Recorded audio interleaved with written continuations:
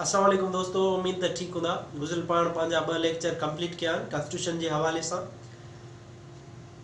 अॼु मां हिकु ॿियो लेक्चर खणी हाज़िर थियो आहियां। उनखां पहिरियां मां तव्हांखे अर्ज़ु कंदुसि त मुंहिंजो फेसबुक पेज ऐं यूट्यूब चैनल सब्सक्राइब कंदा। सब्सक्राइब करण सां गॾु दोस्तनि सां वंड कंदा, कमेंट्स कंदा।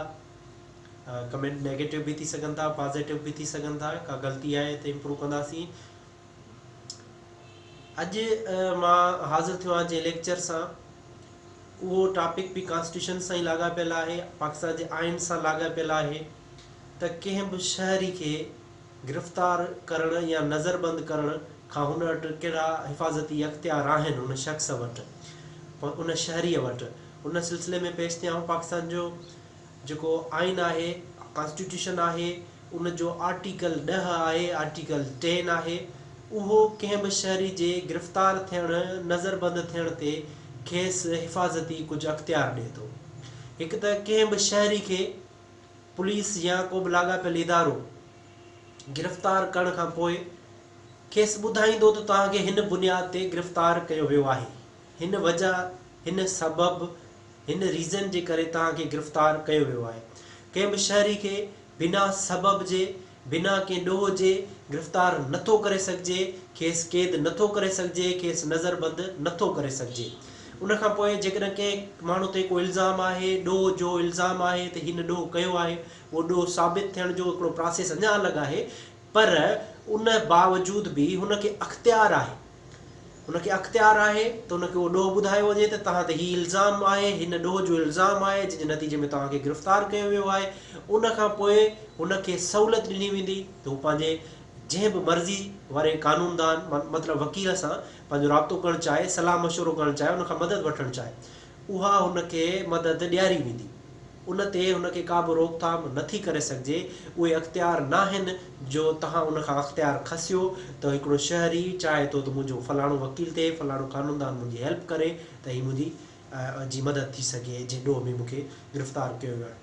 24 कलाकनि अंदरि, गिरफ़्तारी जे वक़्त खां 24 कलाकनि जे अंदरि ई अंदरि उन माण्हूअ खे लाॻापियल मैजिस्ट्रेट वटि पेश करिणो आहे। पुलिस या को बि इदारो उनखे पेश करिणो आहे। फर्दर वरी मैजिस्ट्रेट वटि पेश थियण खां पोइ मैजिस्ट्रेट वटि अख़्तियार आहिनि त उहो पुलिस खे रिमांड ॾेई छॾे थो, पुलिस जे हवाले करे छॾे थो, जांच ऑफिसर जे हवाले करे छॾे थो। उहा ॿी ॻाल्हि आहे। पर पुलिस वटि इहो अख़्तियार न आहे त 24 कलाकनि खां वधीक कंहिंखे क़ैद रखे।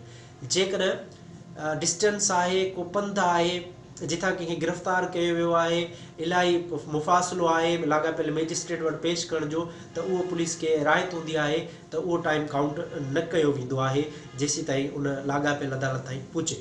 पर पुलिस वटि इहो बि अख़्तियार आहे त जेकॾहिं इलाही मुफ़ासिलो आहे, कंहिं माण्हू खे पंजाब जे कंहिं ॾूरांहे इलाइक़े खां गिरफ़्तार कयो वियो आहे, इन जे मैजिस्ट्रेट वटि, ठटे जे मैजिस्ट्रेट वटि पेश कयो वेंदो, ऐं उतां 2-3 ॾींहंनि जो मुफ़ासिलो जेकॾहिं थिए थो, पंधु थिए थो, त एतिरो बि अख़्तियार आहे पुलिस वटि त जंहिं हद मां उनखे गिरफ़्तार कयो वियो आहे शख़्स खे, त उतां जे लाॻापियल मैजिस्ट्रेट वटि, मतिलबु पंजाब मां गिरफ़्तार जेकॾहिं कयो आहे त पंजाब जे लाॻापियल मैजिस्ट्रेट वटि उन शहरीअ खे पेश करे पोइ वरी लाॻापियल थाणे जी हद में पेश करण जो बि अख़्तियार आहे। उनखां अलावा प्रिवेंटिव डिटेंशन, कंहिंखे क़ैद करण जा अख़्तियार आहिनि हिकिड़ा 3 महीननि ताईं अथॉरिटीज़ वटि, लाॻापियल एजेंसीज़ वटि, पुलिस एजेंसी हुजे या ॿी का एजेंसी हुजे। पर उहे कुझु ग्राउंड रियलिटीज़ अहिड़ियूं हूंदियूं, कंहिं फ़र्द जे करे अमुन अमान ख़राबु थिए थो, मुल्की सलामती जो मसइलो आहे, लॉ एंड ऑर्डर जी सिचुएशन ख़राबु थिए थी, शहर बंदि थी सघनि था, त उन में 3 महीननि ताईं उन शख़्स खे क़ैद रखी सघिजे थो। 3 महीननि जे अंदरि बि जेको रिव्यू बोर्ड हूंदो आहे उन वटि हुनखे इन पर्सन पेश करण जो बि अख़्तियार आहे त हुनखे पेश कयो वञे। उहो बोर्ड जे आहे, बोर्ड छा थो करे, 3 महीननि जे अंदरि उन्हनि जूं कानूनी कार्रवायूं आहिनि, उन्हनि खे अख़्तियार आहे 3 महीननि खां पोइ लाॻापियल अदालतनि में पेश कयो वेंदो। पर उहे सूरत हाल बि हूंदियूं आहिनि, अहिड़ियूं अक्सर सूरत हाल पैदा कोन थींदियूं आहिनि। पर उन कानून जो नाजाइज़ इस्तेमालु अक्सर असां थींदे ॾिठो आहे त पंहिंजे सियासी मुफ़ादात जे करे, सियासी मक़सदनि जे करे माण्हुनि खे उन प्रिवेंटिव डिटेंशन कई वेंदी आहे ऐं हरूभरू 3 महीननि ताईं गिरफ़्तार कयो वेंदो आहे। हाणे पंहिंजो लगारी साहिबु हिकिड़ो एडवोकेट्स हुयो मीरपुर ख़ास जो, जंहिंखे बि माना इलाही टाइम जेको आहे क़ैद कयो वियो, शायदि 3 महीना या समथिंग। उनखां पोइ एडवोकेट्स अलीपल वारा हाई कोर्ट सां उन्हनि रुजू कयो हुयो ऐं गैर क़ानूनी करार थियो, उनखे आज़ादी ॾियारी वई हुई। त अहिड़ी तरह सां कानून जो जेको आहे ग़लति इस्तेमालु बि थींदो आहे।